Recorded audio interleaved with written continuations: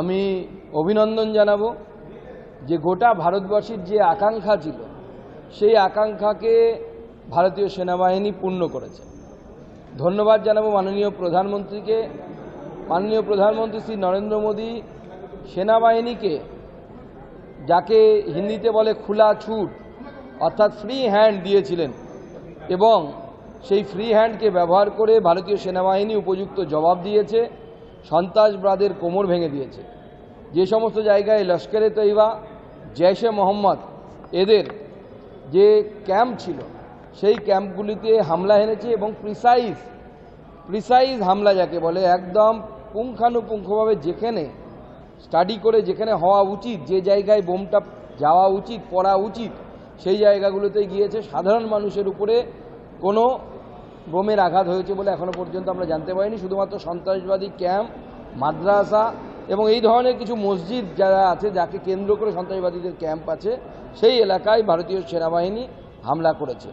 এই জন্য ভারতীয় সেনাবাহিনীকে, মাননীয় প্রধানমন্ত্রী নরেন্দ্র মোদীকে, ভারতের মাননীয় মন্ত্রী রাজনাথ সিং সহ কেন্দ্রীয় মন্ত্রিসভার সকলকে অসংখ্য ধন্যবাদ জানাচ্ছি। দেশের বিভিন্ন প্রান্তে মানুষ আনন্দ উৎসব পালন করতে শুরু করেছে এবং সবথেকে সিগনিফিক্যান্ট আমার লেগেছে যে এই অপারেশনের নাম দেওয়া হয়েছে সিঁদুর, বা হিন্দিতে যাকে সিন্দুর বলা হয়। যে মহিলাদের, যে পেহেলগাঁওয়ে মহিলাদের মাথার সিঁদুর দেখে দেখে এক একজনকে মারা হয়েছিল, আজকে সেই সিঁদুর মুছে দেওয়ার জবাব ভারত সরকার, ভারতের সেনাবাহিনী যথার্থভাবে নিয়েছে।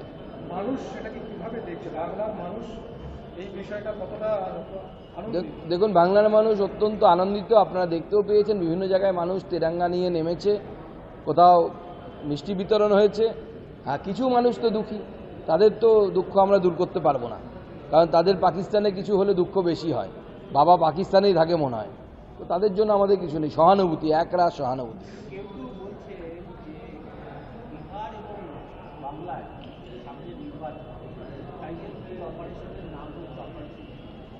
দেখুন, প্রথম কথা হচ্ছে যে ভারতবর্ষে প্রতি বছর নির্বাচন হয়, সেই জন্য তো বিজেপি বলছে এক দেশ এক ভোট আনুন না, তাহলে এই সমস্ত ইস্যু কমে যাবে।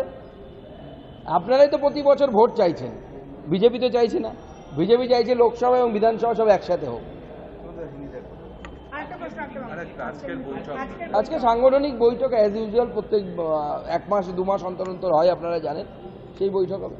বলছি, দেশে যখন এরকম একটা বড় প্রত্যাঘাত করলো দেশ, ভারত বলেছিল যে 48 ঘন্টা, ঘটনা ঘটে যাওয়ার 48 ঘন্টার মধ্যে যত পাকিস্তানি এবং বাংলাদেশি হয়েছে ডিপোর্ট করবে। পশ্চিমবঙ্গের ভূমিকা কি দেখেছে?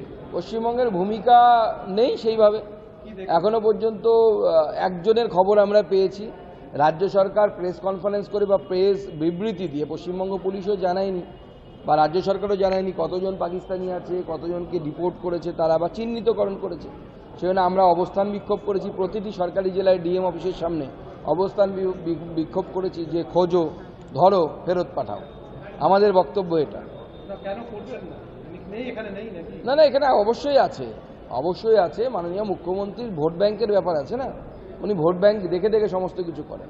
আপনারা তো দেখলেন মাননীয় মুখ্যমন্ত্রী যেভাবে মুর্শিদাবাদ নিয়ে আত্মসমর্পণ করলেন দাঙ্গাকারীদের কাছে, এবং বিএসএফ গুলি চালিয়ে হিন্দুদের প্রাণ বাঁচিয়েছে, এটাতে উনি যৎপর নাই, অখুশি, অত্যন্ত অ্যাংরি। উনি চাইছিলেন দাঙ্গাটা হোক, আরও কিছু হিন্দুর ঘর বাড়ি ভাঙুক, হিন্দুর মা বোনেদের ইজ্জত লুট হোক, বিএসএফ চুপচাপ দাঁড়িয়ে থাকুক, গুলি তার পুলিশের মতোই আর কি, তার পুলিশ যেরকম চুপচাপ দাঁড়িয়ে থাকে।